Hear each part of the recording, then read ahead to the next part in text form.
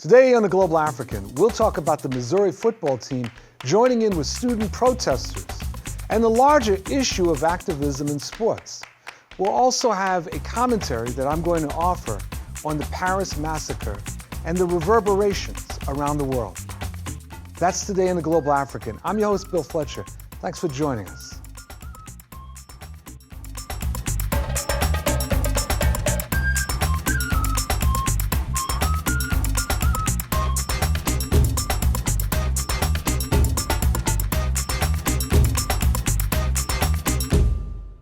On November 9th, the University of Missouri's systems president, Tim Wolf, and school chancellor R. Bowen Lofton stepped down from their posts after considerable public outcry. Students at Missouri were highly upset due to the university's handling of various incidents of racism on campus. Jonathan Butler, a graduate student at the university, took part in a hunger strike to call attention to issues facing people of color at the school. In step with Butler, the student-led group Concerned Student 1950 played a large role in organizing while putting a list of demands forward. These protests received a significant boost when members of the university's football team joined in, threatening to stop playing until the removal of the president. The university was set to lose millions of dollars had the players carried out their threat. Facing economic as well as political pressure, the university leadership buckled. The president's resignation was an important victory for students and also highlighted the power that football players have. So what are the implications of this success for college athletes around the country? That's what we're going to be exploring in this segment of The Global African. We're joined by Dave Zirin, who is an author, activist, and columnist with The Nation. He is a co-host with former NBA player Etan Thomas of The Collision, where sports and politics collide, which can be heard on WPFW-FM 89.3, Pacifica's radio affiliate in Washington, D.C. So Dave, welcome to The Global African. That's very kind of you. Thank you so much, Bill. It's an honor to be here. My pleasure. Dave, I want to start with this, the University of Missouri and the actions taken by the football players. There was something that you wrote that really struck me, where you basically said that we have to understand it didn't start with the football players, but nevertheless, the actions of the football players were important or critical. Tell us a little bit about how you saw what unfolded at the university. No, absolutely. I mean, the first thing that anyone should understand is that if you ask the football players themselves at Missouri, as I was able to do, they will tell you that the movement was not them, that this is not a sports story, that they were just responding to what they felt like was a mood on campus that they could not ignore, a mood on campus that they felt very connected to, because even though only roughly 7.7% of the students at the University of Missouri are of African descent, when you talk about the football team, it's 69%. So you have an entirely different kind of power dynamic when you go from the student body as a whole to the football team. And then, of course, as we can get to, the football team also has an economic role on campus that could not be ignored. But the most important thing is what you just asked, which is when did this start? Mm-hmm. And I've spent the last couple of weeks speaking to Missouri graduates from the ages of 25 to 55.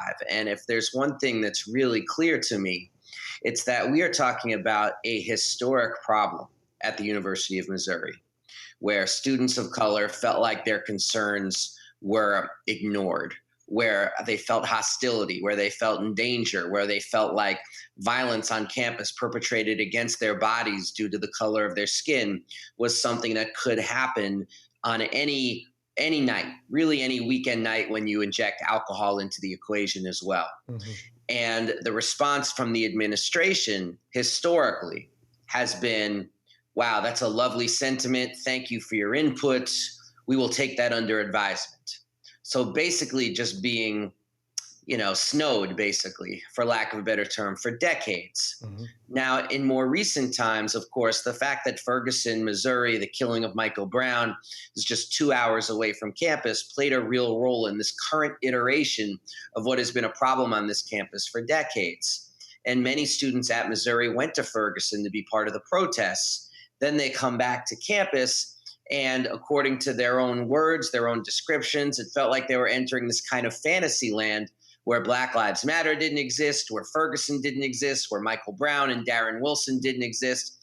And that was just intolerable for them. Mm-hmm. And so the protests began, sit-ins began, and all sorts of other, let's call them intersectional issues began to flare up as well, like the pushing of Planned Parenthood off campus and things of that nature, the issue of gender violence on campus and violence against women.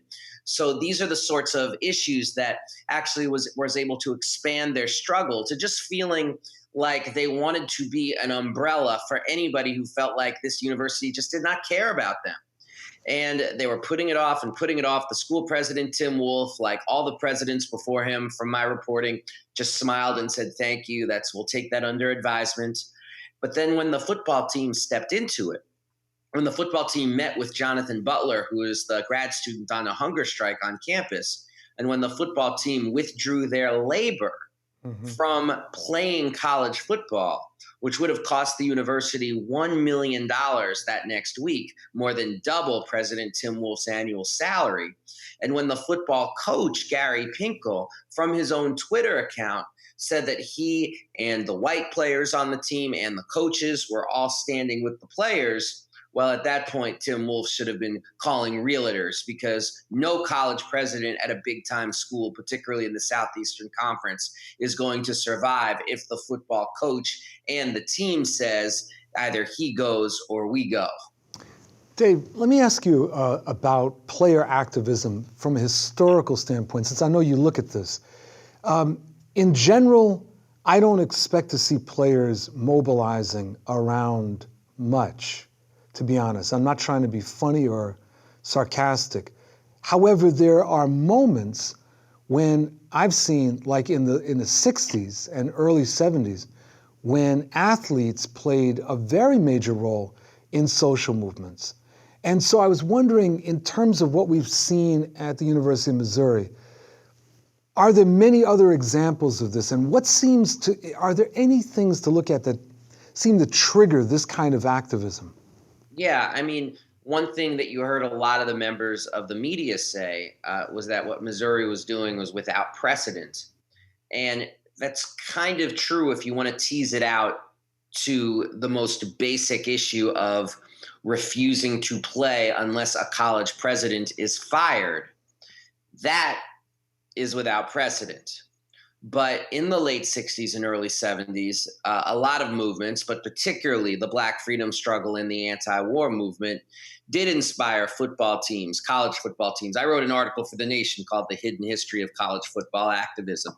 And you saw it a lot in the late 60s and early 70s. And it was more often than not about racial consciousness, which promoted activism. And usually the demands were less linked to broader campus issues like we saw at Missouri, and were more linked to issues like the hiring of Black assistant coaches, getting more respect from whoever the coach was of that team. So things of that nature, getting Black counselors, academic advisors, just trying to create an atmosphere or an environment around the team in the late 60s or early 70s where Black players didn't feel like their ceiling was as a player, and that their minds would not be respected or the opportunities for employment would not exist once they were done playing in the college football framework. So that tradition is very real. What we even saw with Missouri last month is not that new relative to recent years, because in the last couple of years, you have seen this eruption of college football consciousness, because the level of exploitation today is so much more than it was in the late 60s. So issues of college football players at Northwestern talking about organizing a union, or the players at Grambling withholding their labor because of working conditions that they found to be unsafe. I mean, and the consciousness of college football players of seeing themselves as workers, as campus workers, as uncompensated campus workers is something that really has become much more of a mainstream conversation. And I think all of that needs to be understood if people are going to understand why the players at Missouri did what they did. Dave, let me ask you about something you just said. You described the players as uncompensated campus workers. I thought it was just a sport, man. Well, it's so interesting, Bill, because currently all our schools, but particularly ironically, our public colleges are best described as neoliberal campuses. Mm. And they all exist in financial crisis. And the way they try to survive in an era of constant and roiling financial crises and deficits and debts is two ways. One is they load up the students with loans and have outrageous spikes in tuitions and all sorts of other hidden fees.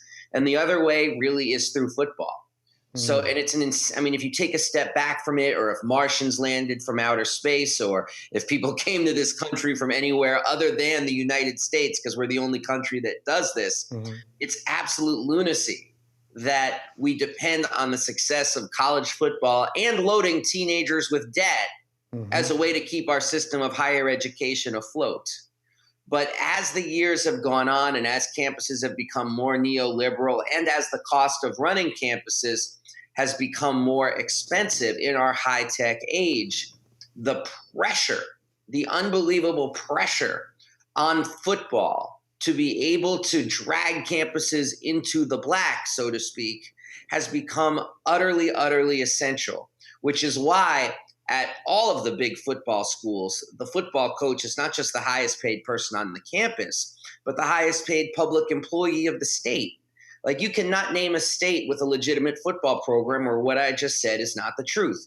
And it's true in 39 of the 50 states in the United States. And the only ones that it's not true are states like Vermont and Maine and Hawaii, where there's just less of a football culture. Mm. So the players have a tremendous, it's so interesting, Bill, because they're simultaneously in a position of powerlessness in that they're young kids, they're dependent on these scholarships because a chance often to get out of poverty, but they also have a tremendous amount of objective social power where you have this multi-billion-dollar structure, Bill, where our university systems depend on, and it's all dependent on the compliance of 18 to 22-year-old kids. I mean, it's stunning, really. The You also mentioned, and I'm curious how it all ties in here, the efforts at Northwestern University to unionize as an example of some sort of bubbling up or percolating, that's something that's going on among college athletes. But the efforts at Northwestern were frustrated. And I'm just curious about two things. One is the relationship of what happened in Northwestern to other forms of activism. And I'm particularly interested because in forming or attempting to form a union, those athletes were attempting to form a mechanism for protection. And I'm actually, to tell you the truth, Dave, I'm worried about these University of Missouri athletes. I'm worried that after everything dies down, that there's going to be retaliation against them, and they might get picked off as individuals and have no organization that will protect them. Yeah, this is a very tough contradiction. That's a very tough nugget, if you will, that's made all the more difficult by the fact that college is a temporary environment. Mm-hmm. So, one of the lessons, if you do a compare and contrast of Northwestern versus Missouri, is that going the traditional union route, as they tried to do at Northwestern, you assemble a case, you get a legal team underwritten by the steelworkers, you go before the National Labor Relations Board. I mean, what the NCAA has done with their multi-million-dollar legal war chest is that they've been able to kick the can down the road, and we're a couple of years in, and still the appeals are going, and there's no end in sight. And in the meantime, the players who led that union fight at Northwestern have graduated. Mm-hmm. And so you don't have the memory, you don't have any players in there who have the skin in the game that the original players did. I mean, it's just incredibly frustrating. And that story is familiar, I think, to a lot of campus activists in general. Right. where, administrators choose to kick the can down the road. Like, I guarantee you right now at Princeton, for example, as I'm sure you're aware, there's that struggle about Woodrow Wilson's name being on every other building, Right. and him being this unrepentant racist. And I guarantee you, Princeton, they're going to, they already announced, actually, as we're doing this broadcast, that they were going to listen to the students and commission a study. Like, by the time all the studies are done, most of these students are going to be living pretty damn far from Princeton, New Jersey. Yet, look at the Missouri Tigers. They go on strike, and within 36 hours, the president's gone. Mm-hmm. So there's a lesson that's being learned there, too. Like, where really is our power? Is it through traditional union organizing, or is it through more direct action? Right. I'm one of those people who's a big proponent of traditional union organizing for the reason that you said. I think that all workers need stable institutions of self-defense so they can't be picked off once the struggle dies down. But in this particular case, the nature of the work is in and of itself so temporary that I wonder if the traditional union models are really going to be able to take root more than the kinds of direct actions that the Missouri players went through. And you asked about being picked off. I mean, I think that's always a risk. I think the NFL has proven that they don't really care what is going on between your ears as far as ideas, as long as you can produce on the field. Mm-hmm. But if you're, say, a borderline player and you're seen to be any sort of rabble-rouser or troublemaker or union person, that door is going to be closed to you. So it does create a kind of brutal meritocracy where certainly players are risking their possible professional futures, particularly if they aren't superstars. Just have a couple more questions. One is, what do you think motivated the coach to side with the players? Yeah, I mean, Coach Gary Pinkel, there's a lot of sort of like tea leaf reading about why Gary Pinkel stepped forward as he did. And I think the best thing that I can say to you, Bill, is to tell you some of the theories that are out there. Mm-hmm. So perhaps people can, I guess, choose the truth that they want or figure out what makes the most sense. I mean, I haven't spoken to Gary Pinkel, but I have spoken to other Division I coaches to try to get inside the mindset. And one theory is, like, when you're a coach, the one thing you do is you preach family among the players. And if your players, particularly a majority of your players, are coming up to you and saying, we can't play because we just met with this young man who's hunger striking and he could die and we can't just go on like it's not happening. If you as a coach say, well, you better get your ass on that field, then you're basically running against everything you've preached all season. And another theory is that given how dependent college football is on black talent, what would it have meant for Gary Pinkel to have to recruit to Missouri after having betrayed his players versus what would it mean for him being able to recruit and say, hey, look, I have your back. I proved it in practice. So that's like a more cynical read of it. Mm-hmm. But it's certainly a read that's out there. But the thing that and then people are also talking about the fact that Michael Sam, the first openly gay player to apply for the NFL draft, he was a star at Missouri, and Gary Pinkel and the team rallied around him. So clearly there's a mindset of togetherness and family on that team. But the thing that probably makes the most sense of all is that, this news got profoundly overshadowed by the killings in Paris because it was announced just before the first bullets were fired. But Gary Pinkel has announced his resignation because he has a lymphoma, non-Hodgkin's lymphoma. Oh, my goodness. And it was something that he was diagnosed with over the summer. He had said to people in the know that he was going to leave. He was planning on making the announcement after the season. And I don't know why he chose to announce now, maybe because some people said it was because word was dribbling out. Other people just said that, he wanted to be clear with people about where he was and what was going on and maybe to explain some of his behavior. Because I'll tell you one thing, he was getting a lot of guff from some folks in Black Lives Matter circles because he had made some comments where he said he had no idea what was going on campus.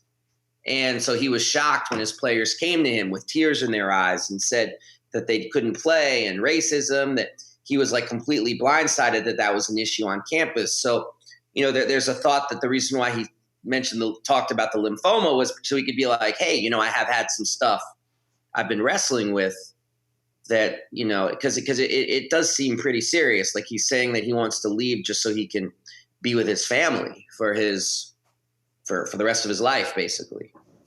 And so that's a lot of what's at play here in terms of Gary Pinkel.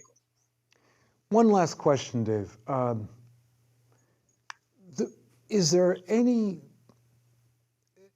Did the NFLPA, to your knowledge, say anything about the developments at the university? And is there any relationship, in your mind at least, between the activism that we see here and the NFLPA and where it may itself be going? Well, there simply has to be, first of all. And I have a scheduled interview with the head of the NFLPA, DeMaurice Smith, in the weeks ahead, in about a week and a half, and that's going to be the number one thing we talk about. Good. What is the NFLPA's responsibility? I did speak to somebody who will go anonymous, who's up in the NFLPA, who said to me that they're taking a very, very close look at the relationship between the Pro Football Players Union and the rights of college athletes, and trying to figure out a way to start taking the lead in some of this organizing, which I think is very necessary. Mm-hmm. They do have certainly the war chest to do it. The question is are they in a position to hire the organizers? Because when you're talking about college football, you're talking about 120 schools. It's a heck of a task, but it's hard to see who is more equipped to do that than this stable, very well-funded, very powerful, and very activist-minded union in the NFLPA. Indeed. Now that could be a really exciting development over the next several months. Dave Zirin, listen, thanks as always. Very much appreciate you joining us on the program. No, anytime, Bill. Thanks so much. All right, keep the faith. And thank you very much for joining us for this segment of The Global African. I'm your host, Bill Fletcher, and we'll be back in a moment.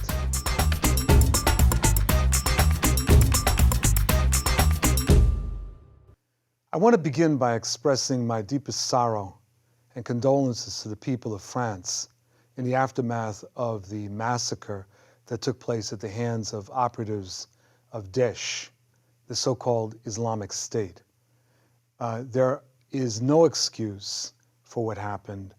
There's certainly things that we have to understand that motivates a clerical fascist organization of that type to carry out such murders.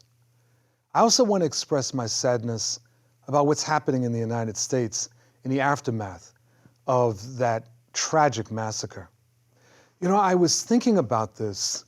There was an episode in The Twilight Zone, the original Twilight Zone by Rod Serling from 1964. The episode was I Am the Night, Color Me Black. And it involves the preparation for the execution of an alleged murderer, someone who had defended himself against a bigot. And he was supposed to be hung at sunrise, except the sun didn't rise. It remained dark. And as it approached time for him to be executed, it got darker. And when he was executed, it became even darker. And then there was a radio announcement that there was darkness over many different parts of this planet.